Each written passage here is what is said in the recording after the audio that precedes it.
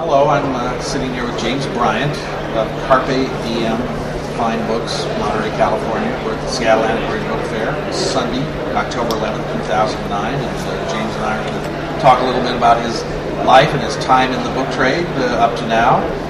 And thank you for joining me here.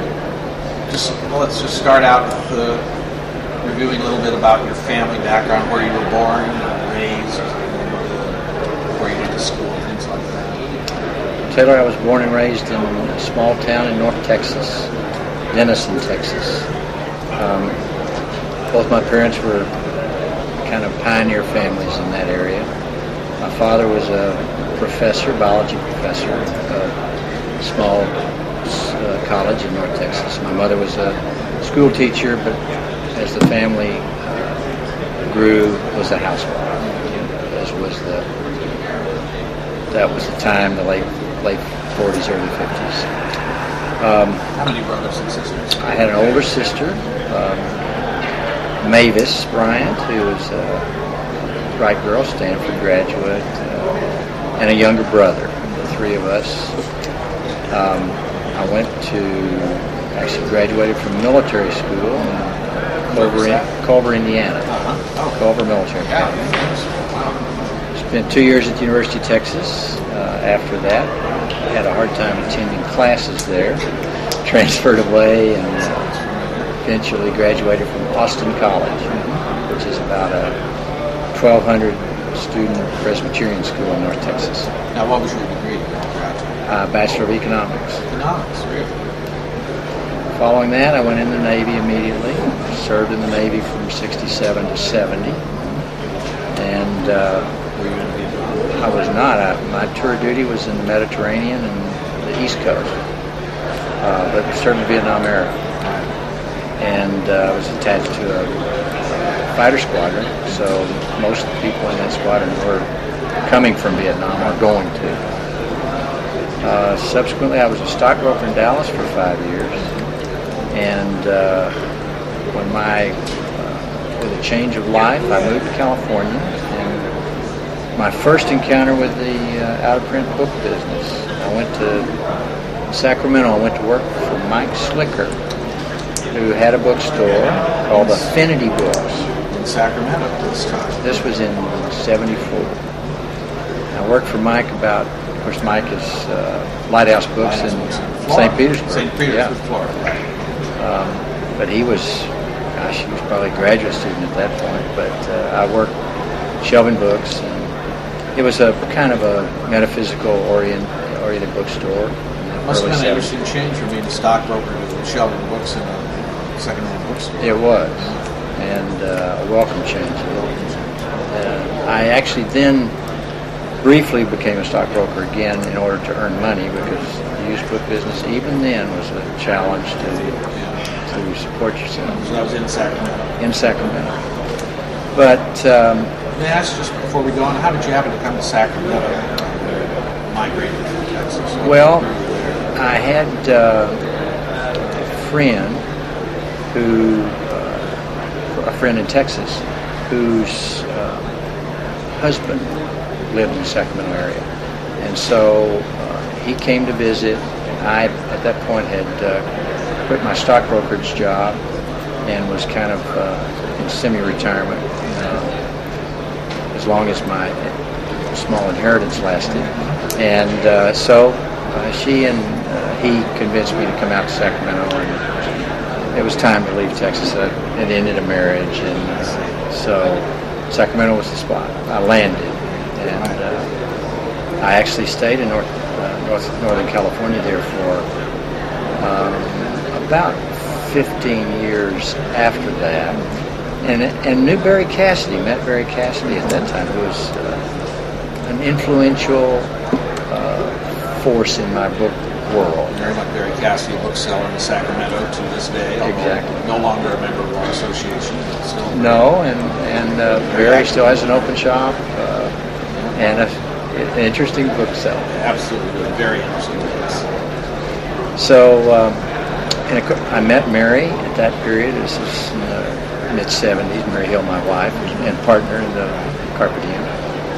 And we over the years, we had different spouses and continued to be friends. And in the early 90s, I actually was in the wine business through the 80s. Oh, really? So how long did you work for Slicker? Oh, only a few months. Oh, I see. And then what did you do right after that? I became a stockbroker in Sacramento for a year and a half. And I briefly lived in Atlanta for 9 months, lived in Houston for about a year and a half. In the stock business? No, at that point I was the business manager for the University of Houston Alumni Association for 2 years. But came back to California to become associated with a fledgling winery called Renaissance Vineyard Winery. Originally as their CFO kind of person. In the mid-'80s, when the wines we produced, planted grapes, this is far from the book business, but planted grapes, produced wine, and introduced them in the mid to late 80s. I became I was the president and more or less the person who went out to establish the sales, which was interesting and traveled the world. But in 94, Mary and I had become a couple, and her job... Now, may I just nosily ask if you've been married again after Texas? Yeah. Yes. And that marriage ended in 87, and then I was not married for a few years, and as was Mary's single. We started dating in 92, actually. And in 94, her job, which was in the computer world, her company was bought by a Provo, Utah-based company called Novell. And they asked Mary if she would move to Provo. She said to me, if I would go, she would go. So I decided that was the time to leave the wine business. We moved to Provo, and within a month or two, I met a bookseller there. His name's Lyndon Cook, and his business was called Grandin Book. Very Mormon-oriented bookseller. If you're in Utah, you're in the Mormon book business. Better sell some. You better be in the Mormon book business. But that was a great time, a great timing. This would be 95 when I went to work for Lyndon Cook, worked 3 days a week. He had bought a 50,000 book inventory out of a bookstore from a bookseller named, I believe it was Walt West. And he had all these books that had been warehoused, and Lyndon wanted to reprice them, so he hired me, paid me in books, and I would spend all day, every day with simples and price guides, and there was no internet. Repricing these books, knowing nothing, but learning every day. Learning every day. And at the end of the week, I'd have $300 worth of credit or $500 worth of credit. I would just one of Lyndon's mistakes was I would pay myself in books, of course. And after about 3 months, it didn't take me too long, Lyndon realized I was taking all the best books, the good books. What can you do? Well, after you realize that they're the books, You're learning quickly. the best way, by handling. Yeah. Exactly. And of course, I met Ken Sanders in those days at garage sales or flea markets. And so after about a year, and of course, Mary was a businesswoman by day, book person in the evening and weekends.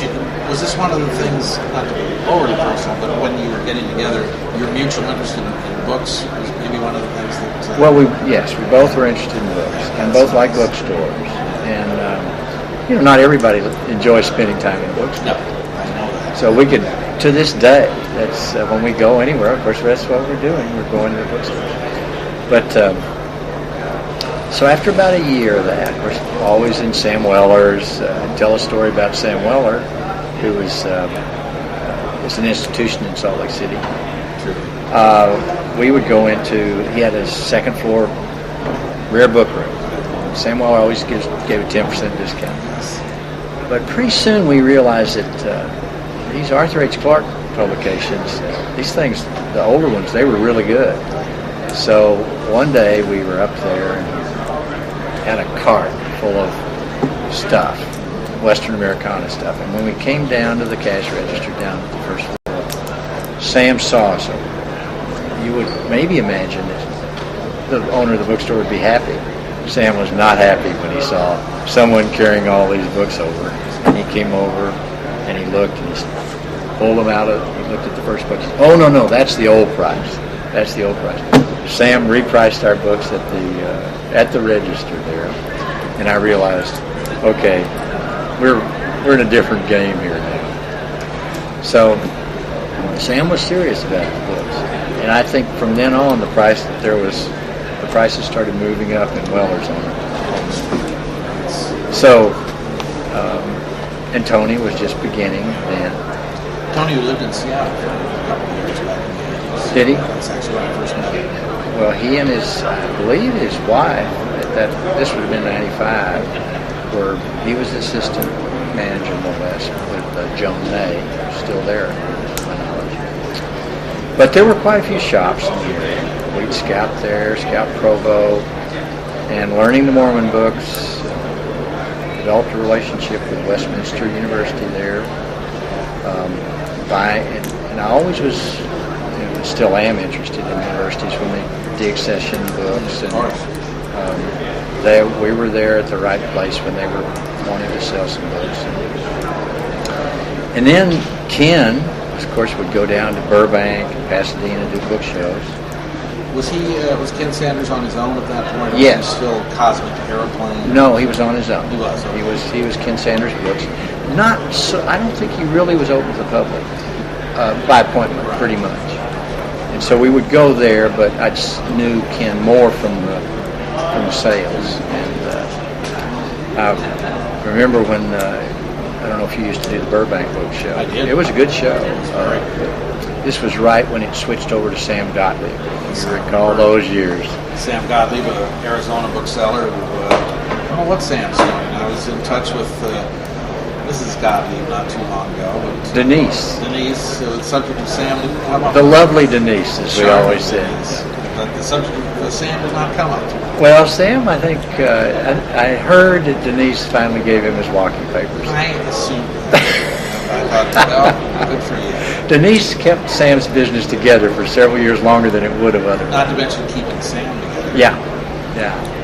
Well, he had taken over from Diane and Saul, the Ventura Book Mall people. Saul Grossman. Yes, exactly. Oh, yes. Exactly. And right then, when we started... Weren't there some other people in that fair management sequence there, like Paul Hunt and... remember Jack Garvin from the Hollywood Bookshop? Yes. They all had little pieces of that fair, too. Yes, but Was that maybe when I first met you? Was it one of those? It probably was. Right around 94, this would have been 95. 94, yeah, about 95. That would be it, yeah. And then, of course, there was a Santa Barbara book show. I don't know if you ever did that. I never did. Richard Gilbo was a fellow who put that on, and Has he passed away? yeah, he passed away. So what we did the Santa Barbara show. Then our world, we moved back to Sunnyvale, California, San Jose area. In late '96, and of course that was another world, another book world. The Mormon influence much less. We were always interested in Southwestern Americana because Mary was from Southern California and my Texas connection. And those were great days, as you know. We would pack our little station wagon, we would take our little West Highland White Terrier, and we'd take a 2-week driving trip through the Southwest. Fill the car up. On occasion, you made it up to the Northwest? Yeah, we came up here. Yeah, in fact, we bought you sold us a great book up here, which I've never forgotten. Don't have anymore, but I hope not. This like that. Yeah, that limited Virginian. That's right. The Worcester. Never had that again. Well, never imagine I will. I've never seen that box again. Yeah, I've seen the book once. A rare thing. Yeah. I remember walking in your shop. Here's something you should have. I wasn't kidding. You weren't, and we were smart enough or lucky enough to trust you on that. So anyway, we got back to Sunnyvale, and of course that opened up another world, and we met quite a few more ABA dealers in the area. Who were some of the people you first got to know? Susan Klein was there. George Kane was Right, there. of course. I was still in the ABA. In Right. fact, the first ABA book fair I attended, it was his last show. Yeah. So that would have been 96, 7, something like that. And met Vic Zoshak, who was, I think, at that time a new member. Must have been very good. And, of course, from Southern California, we had met Ralph Sipper and Ken Carmio, Lynn Unger. It was always a pleasure. And we would we were doing, I guess, 5 or 6 book fairs a year. And by appointment in our home, which is kind of always a joke because not too many people come into homes, and you really don't want too many people coming into a home. Now, that seems to be more of a phenomenon in history makers. There's more of that back east, a lot of small makers.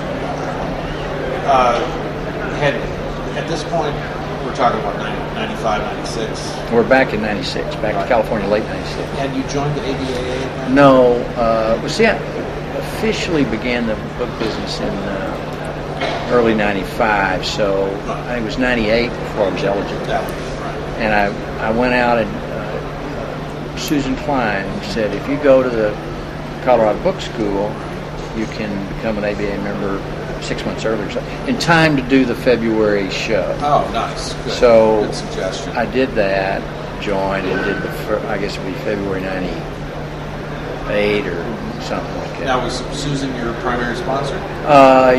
No, I think Vic was. Vic? And Susan was one of the sponsors. Ralph Sipper was one of my sponsors. We should just speak about Susan just briefly because she's no longer in the book trade. As far as I know. No.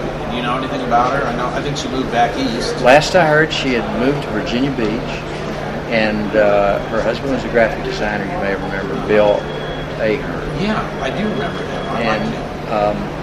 And they, to my knowledge, they're in Virginia Beach. And the last I heard, she was in some sort of financial services sales. Although that world's changed so much, who I was knows? going to say we may see her back. She in may the be book back in trade. the book That's trade, right, yeah. looking better. Yeah. Looking more secure. But we knew Diane Peterson, of course, the late Diane Peterson, the book lady. So our business kind of meandered forward with Western Americana and Modern Lit. Mary being a Wallace Stegner, devotee,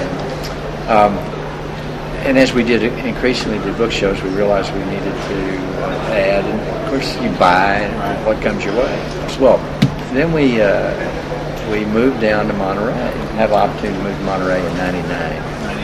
And that, of course, changed some things. And when we now have an open shop. And so, whereas we used to be specialized, much more general. I remember when you opened your shop and you sent out the announcement about it. And, at the time, it was a very refreshing thing because it was right in the era where people were closing shops. Exactly. So I would like to ask you, what made you decide to sort of go against what seemed like an irreversible trend and open a shop? Well, as is always the case, the books began to take over our home, or always did take over our home, and we needed a place to. When you're working at home, you start work when you get up, and you quit work when you go to. It's time to go to bed. So we thought, well, we need a place to work away. So we rented a storage space and worked there, kind of in addition to processing books we bought and putting books online, because we soon embraced the internet.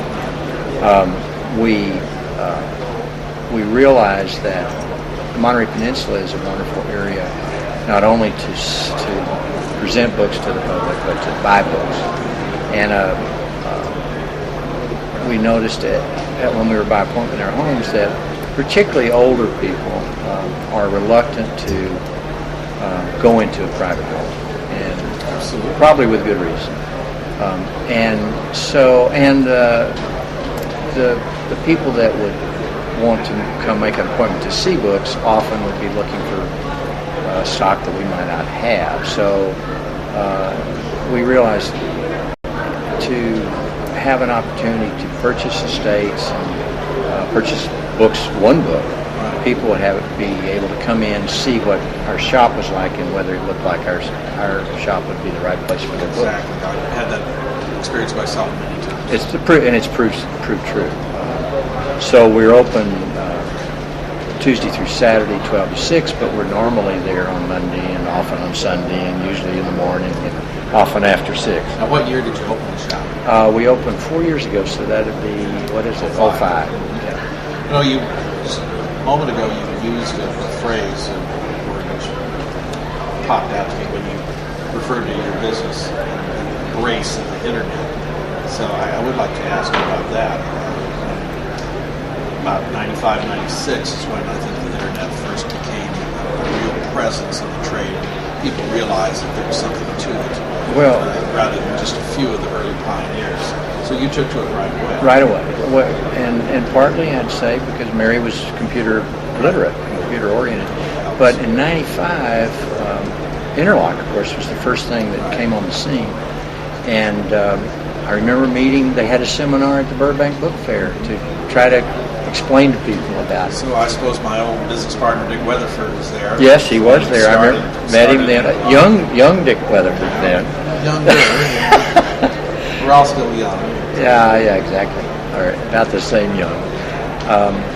But if you didn't have a bookstore, you basically to sell books. You kind of did mail order, or you did book fairs and collected names, which is great but slow.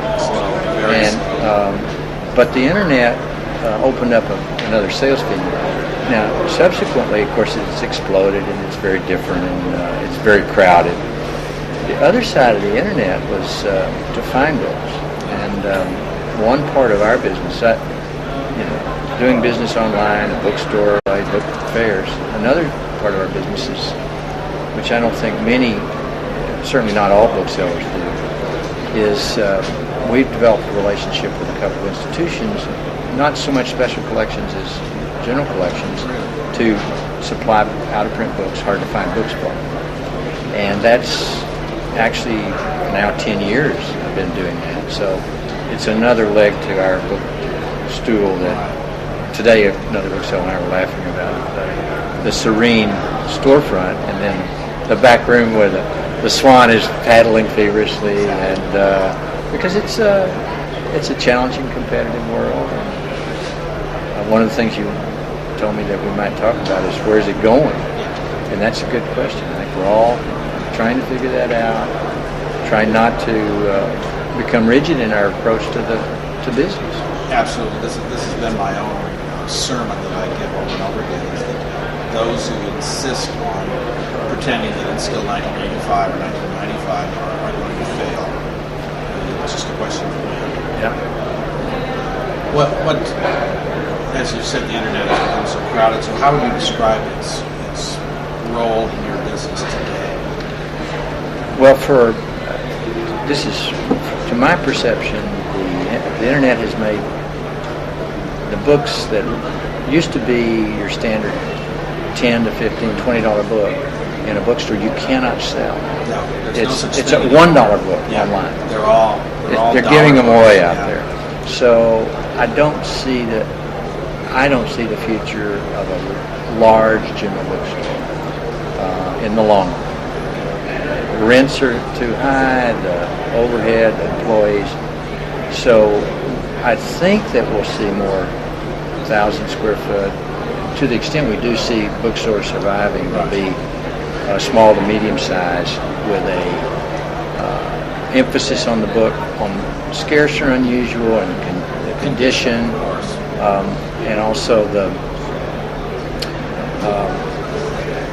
depth of material. But so it'd be more of the book as an object, as an art object. And you see in the fair here today, many booths are displaying their books, but they're really art objects. How about printed material outside of books, which we usually just refer to as ephemera? Certainly. Is this something we're heading more into, because a book that is generic in a way. If it was printed in multiple thousand copies, one copy is interchangeable. with ephemera, it's often doesn't exist in quantity more. Plus, it's much more difficult to describe or find. Because of the word that describes it as ephemeral. It's ephemeral. It was not meant to be saved. Exactly. Whereas it was. And also, much of that material has a nostalgia element that it shows a lot in images a world that doesn't exist, Exactly. but that we can remember. Well, it's primarily what I personally collect myself are visual things, ephemeral things, and books with big pictures in them rather than just rare texts. Well, I think that's it's easier. That kind of a material, visual material, is more approachable, and you see it certainly in Los Angeles show. It's much more, and I think we're seeing it in every booth now, visual things. You see a continued role for the book fair as perhaps the most logical venue to get a lot of people in actually be able to handle the books. I've wondered that very question, Taylor, and to me, this show is encouraging in that regard. I don't know how many local shows will survive, but regional shows like this, I think, will continue. Now, Seattle is certainly doesn't I can't describe it. Doesn't describe this phenomenon, but there are many towns that don't have a bookstore, one bookstore. So for people who are interested, the book fairs will always have a role. And I think the regional ones will have an important. I mean, shows like this, San Francisco, LA. Any chance you're going to retire from the book trade? Yes, I hope I will, but I will be very old, much older. I don't think I will ever stop being a bookseller as long as I can remember what I'm doing. Well, you're doing a pretty good job of it so far. James, thank you very much for joining us. My pleasure. My pleasure, Taylor. Thanks for including me.